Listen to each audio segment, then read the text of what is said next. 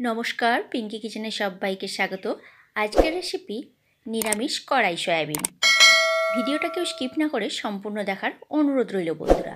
Soybean আগে থেকে আমি গরম জলে ভিজতে দিয়েছিলাম। গরম জলে ভিজিয়ে 30 মিনিট ফুটিয়ে নিয়ে জল থেকে ছেঁকে তুলে একটা ছিদ্রযুক্ত থালার উপর রেখে দিয়েছি। তার উপরে নুন আর হলুদ মাখিয়ে নিচ্ছি খুব ভালোভাবে হাত দিয়ে। এটা সম্পূর্ণ একটা নিরামিষ রেসিপি। হলুদটা মাখিয়ে কিছুক্ষণ রেখে দিলাম। আর একদিকে আমি একটা মশলা তৈরি করে নিচ্ছি।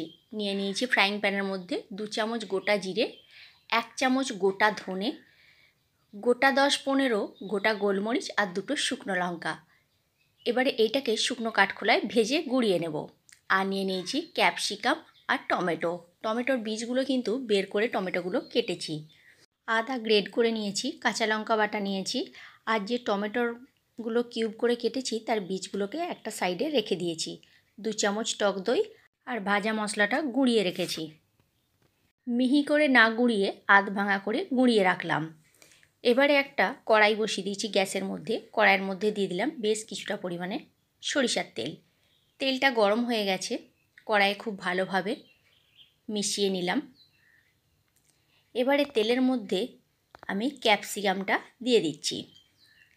ক্যাপসিকাম খুব বেশি ভাজা চলবে না, হালকা নাড়াচাড়া করে ভেজে নিতে হবে, না হলে ক্যাপসিকামের ক্রাঞ্চি ভাব চলে যাবে।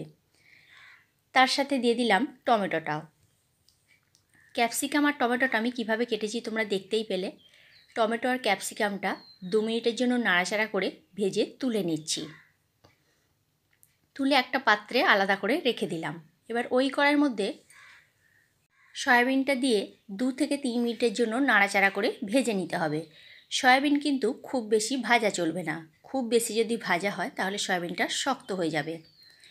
সয়াবিনটা তুলে নিয়ে তার মধ্যে আরও 2 থেকে 3 চামচ মতো সরিষার তেল দিলাম। তেলের মধ্যে দিয়ে দিলাম একটি তেজপাতা আর গোটা গরম মশলার ফোড়ন। ফোড়ন কয়েক সেকেন্ডের জন্য নাড়াচাড়া করে ভেজে নিলাম। ফোড়ন থেকে একটা মিষ্টি গন্ধ বের হয়ে গেছে। এবারে এই পর্যায়ে দিয়ে দিচ্ছি আদা আর কাঁচা লঙ্কা বাটা। আদা আর কাঁচা লঙ্কাটা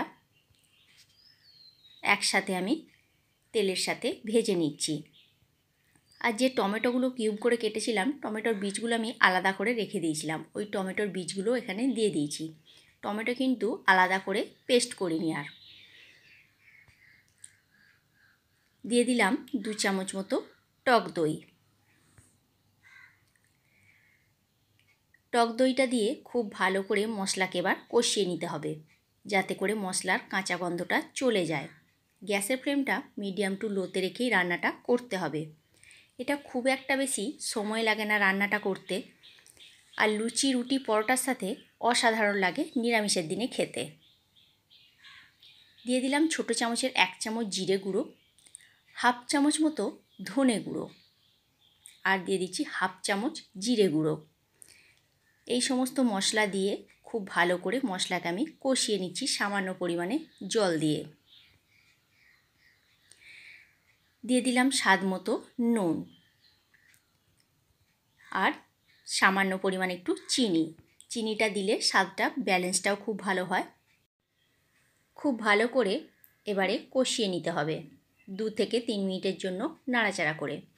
দেখো মশলা খুব ভালোভাবে আমার এখানে কষানো হয়ে গেছে। মশলার গা থেকে তেল ছেড়ে কিন্তু বেরিয়ে গেছে। টক দইয়ের পরিমাণটা যদি আরেকটু বেশি দেওয়া যেতে পারে তাহলে খুব ভালো হতো। যেহেতু বাড়িতে ছিল না, কমই ছিল, সেজন্য আমি একটু কমই দিয়েছি। আর 1 চামচ দিলে আরও ভালো হতো। মশলা খুব ভালোভাবে কষিয়ে নিয়ে দিয়ে দিলাম ভেজে রাখা সয়াবিন। সয়াবিনটা দিয়ে আবারও 2 মিনিটের জন্য কষিয়ে নিচ্ছি।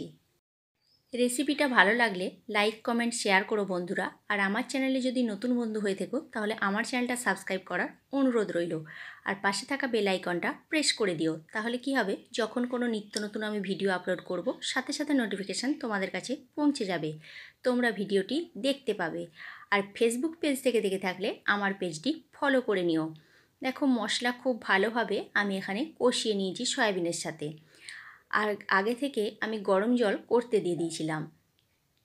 আর একদিকে গ্যাসের ফ্লেমে গরম জল দিয়ে দিলাম 1 বাটি মতো। গরম জলটা দেওয়ার পর 2 মিনিটের জন্য ফুটিয়ে নিয়ে দিয়ে দিলাম ক্যাপসিকাম আর টমেটোটা। আরও 2 মিনিট এখানে ফুটিয়ে নিচ্ছি। ফুটিয়ে নেওয়ার পর দিয়ে দিচ্ছি ওপর থেকে যে ভাজা গুঁড়িটা করে রেখেছিলাম, সেই ভাজা গুঁড়িটা ওপর থেকে ছড়িয়ে দিচ্ছি। দেখো কত সুন্দর দেখতে হয়েছে আর খেতে অসাধারণ হয়। এবারে আমি এটাকে খুন্তিতে করে একটু মিশিয়ে নিয়ে গ্যাসের ফ্লেমটাকে অফ করে দেব। তোমরা ঝোলটা যেমন পছন্দ করবে সেরকম রাখবে, এটা কিন্তু ঝোল হবে না, এটা একটু গ্রেভি গ্রেভি হবে।